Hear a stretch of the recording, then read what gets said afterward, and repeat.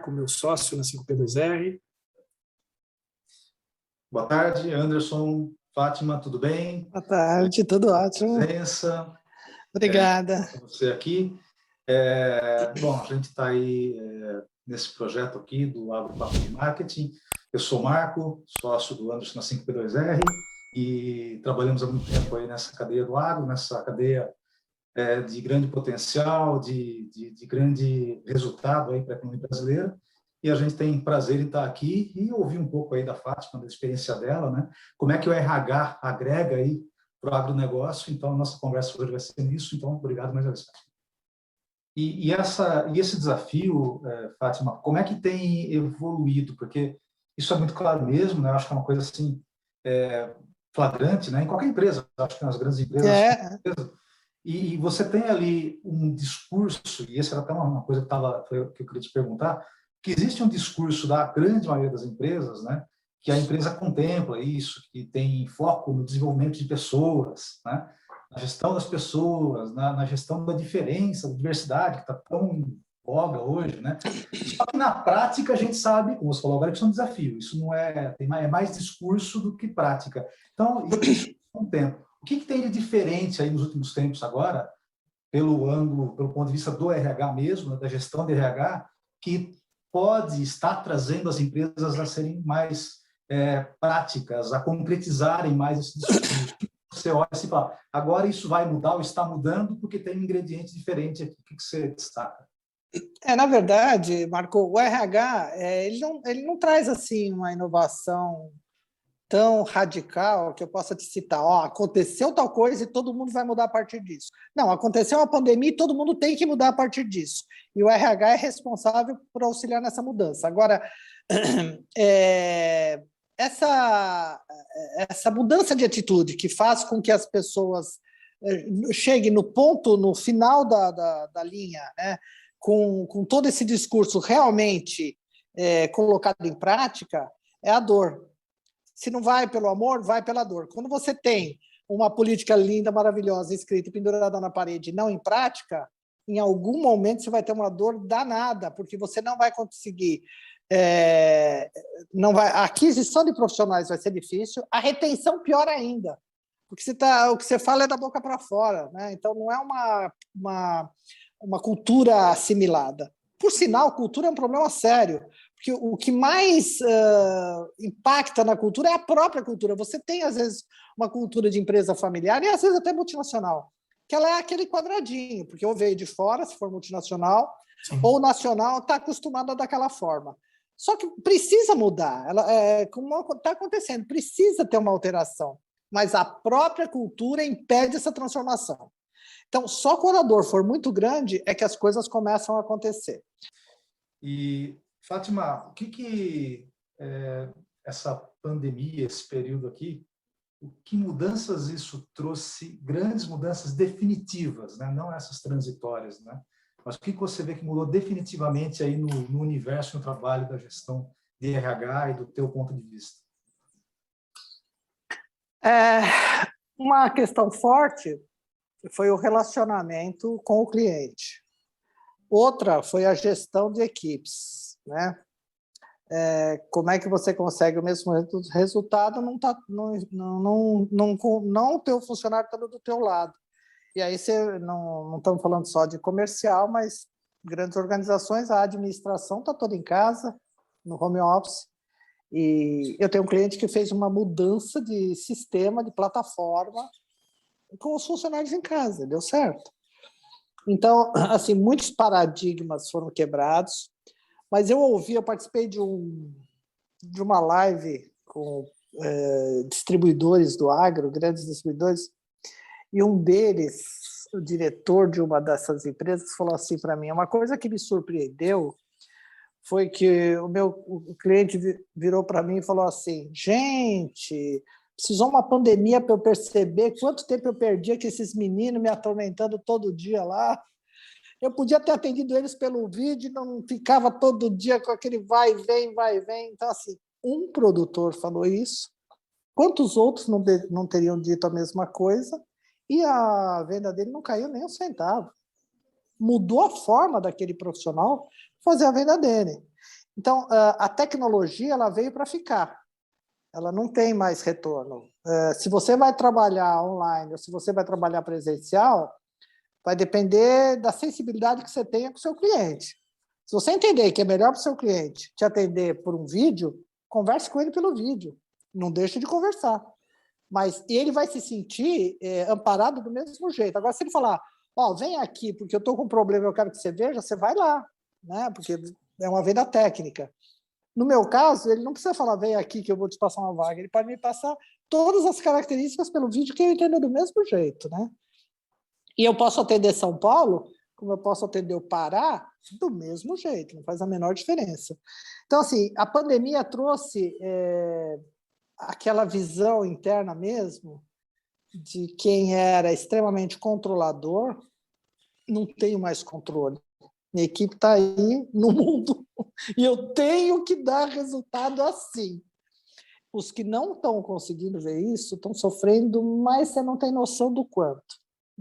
Eu tenho profissionais, eu tenho empresas, clientes que assim, não, mas não pode, tem que falar comigo antes. Não tem que falar com você antes, você tem que ter resultado, gente, presta atenção. Você precisa de resultado. Quando você, eu volto naquela fala anterior, quando você fala para o teu profissional, você vai vender lá para o Matopiba. Eu não vou estar com você todo dia, fisicamente, mas eu vou estar disponível para você para os problemas que você tiver com o cliente. Me aciona quando você precisar. E você vai ter que confiar nele, a relação é outra. Você vai dizer para ele qual é a responsabilidade dele, o quanto você está apostando nele, que isso cresce muito a responsabilidade dele, o quanto você espera de resultado não só financeiro, em termos de valores de vendas, mas de resultado de dimensionamento da tua marca naquele local. Você pode não ter feito todas as vendas que você queria, mas a tua empresa ficou muito mais conhecida, provavelmente na próxima safra você vai conseguir vender. E isso muda o paradigma de um controlador, por exemplo, de um gestor que é extremamente controlador. Como é que ele vai fazer isso à distância?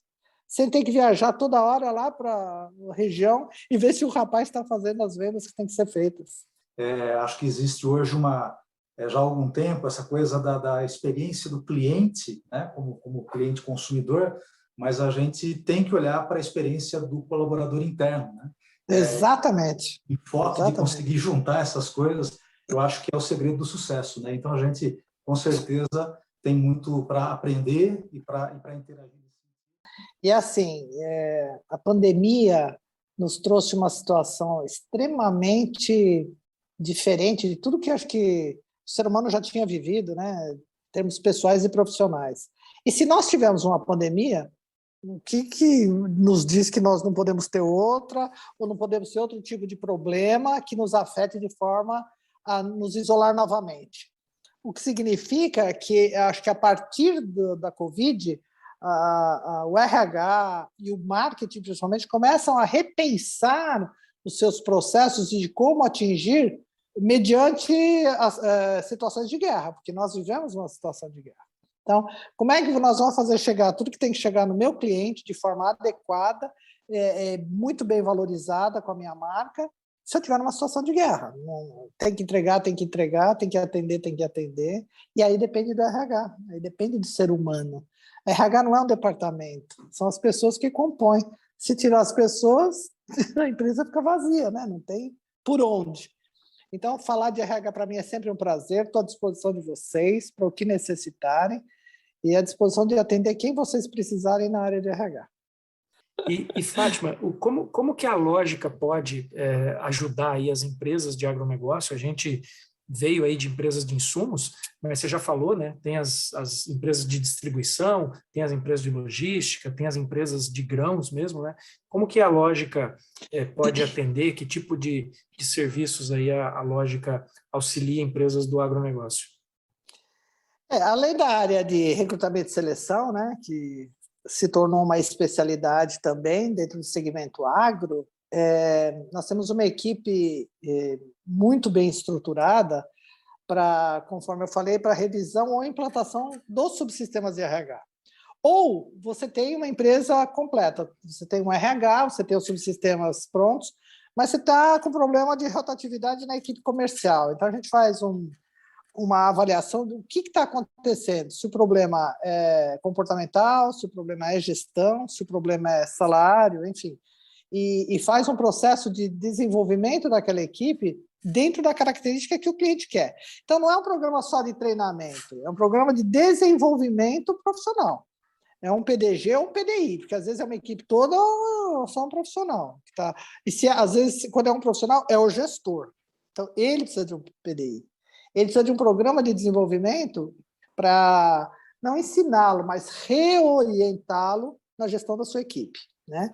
E aí vai entrar todos esses paradigmas que a gente vai ter que quebrar com ele para ele entender que não adianta pôr chicote. Ou então, tem uns que delargam, eles não delegam, eles delargam, deixa lá e deixa que vai, não sabe nem onde está a criaturinha, nem o que está fazendo. Não, também não.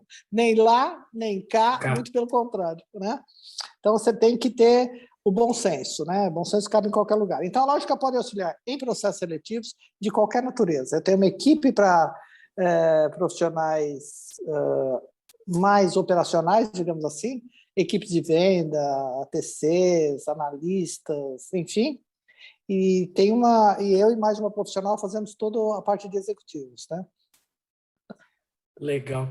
É bacana, assim, que a gente tem muita afinidade aí com a Fátima. Eu fui, ao longo aqui do nosso papo, anotando algumas coisas, né?